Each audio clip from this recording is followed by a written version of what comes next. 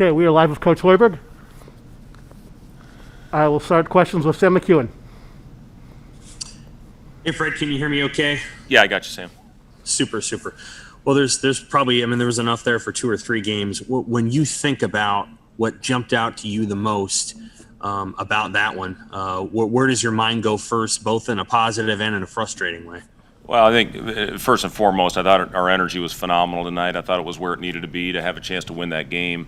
And, against a team like this, coming off 3 losses, which doesn't happen to Tom Izzo's teams very often, to have a week to prepare, I knew they were going to come out and play hard and play with great energy. But I thought we, really battled them and, fought all the way through it, even when we had the bad stretch, which, again, just continues to be a theme for our team that starts of the second half. To allow them to stretch the lead, and then we figure it out and get back into the game. We have to find a way to figure that out. So that would be one of the frustrating things to me, Sam, is, continuing to come out. And I didn't like the energy. I didn't think Teddy came out with the right mentality, and we got him out. And then when I put him back in, he was unbelievable. As good as he's been all season. So we just have to find a way, to get the full 40-minute, everybody being on the same page.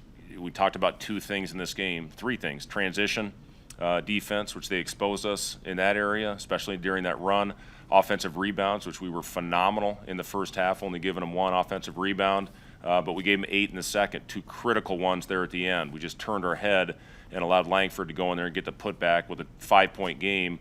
You get that, you come down and you score, give it 1 possession, and it could have been a different outcome.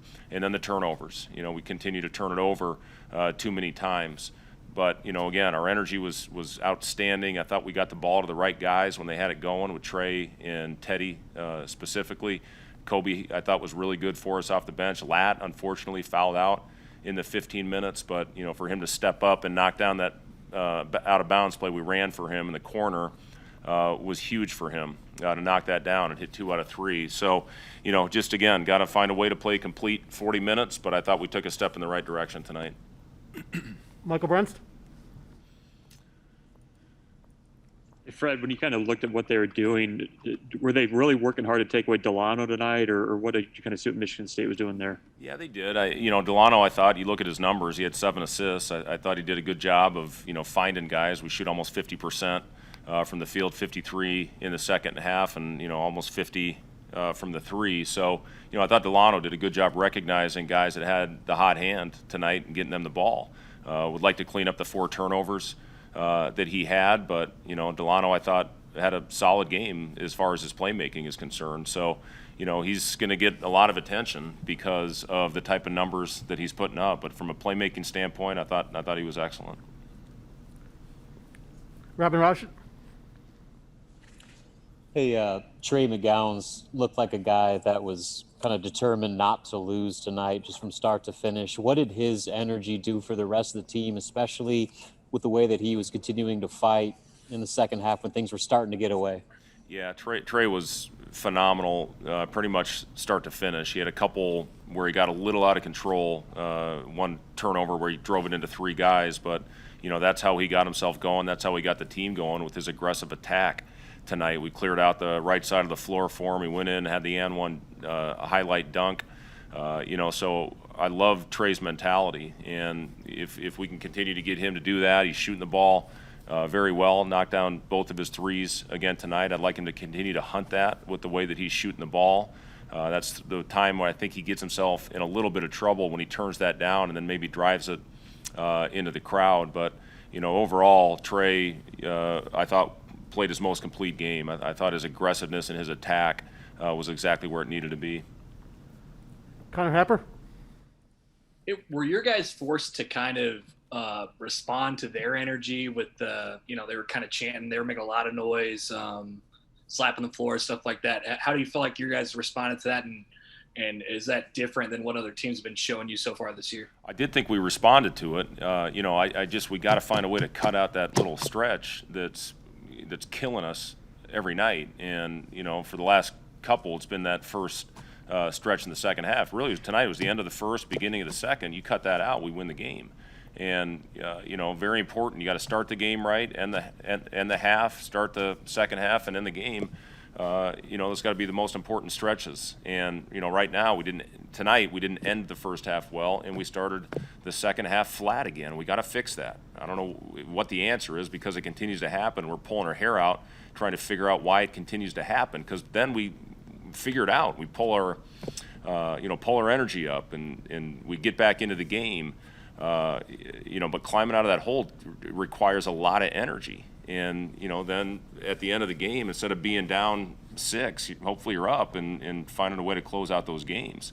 But that's the important part for us right now, is figuring out our starts in the second half, because we're starting the game well pretty much every night. It's finding a way to eliminate that one stretch that we're having every night, whether it's the first 5 minutes or the second 5 minutes of the second half, playing a complete game and finding a way to win.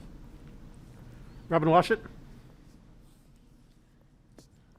I know this is still a 4th straight loss. The outcome wasn't what you wanted, but considering how things went at Ohio State, how ugly that game got, and the fact that you were down 17 in the second half and responded the way that you did tonight, I mean, I don't want to say moral victory, but is that something that you can kind of take away, just that rally back to make it from 17-5, something that can be looked at as a positive that you can build upon, even though it didn't come in a victory?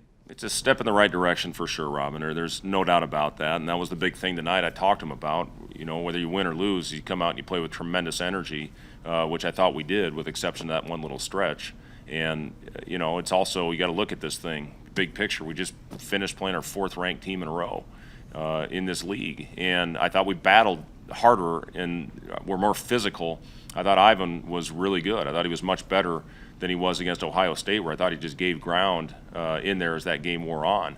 We'll get Derek back next game. That will help. We'll get another physical body in there. Now, he's probably not going to be ready to play a ton of minutes, but it'll be good to have Derek back on the floor for us to add, more physicality and more size out there for us. But 100%, we took a step in the right direction tonight, playing a team that was coming off 3 losses in a row, had a week to prepare. You can see obviously what they talked about from an energy standpoint, but I thought we matched it for the most part. Last question to Sam McEwen. Hey, Fred, when it comes to Teddy, what did you see that you didn't like right there early in the second half?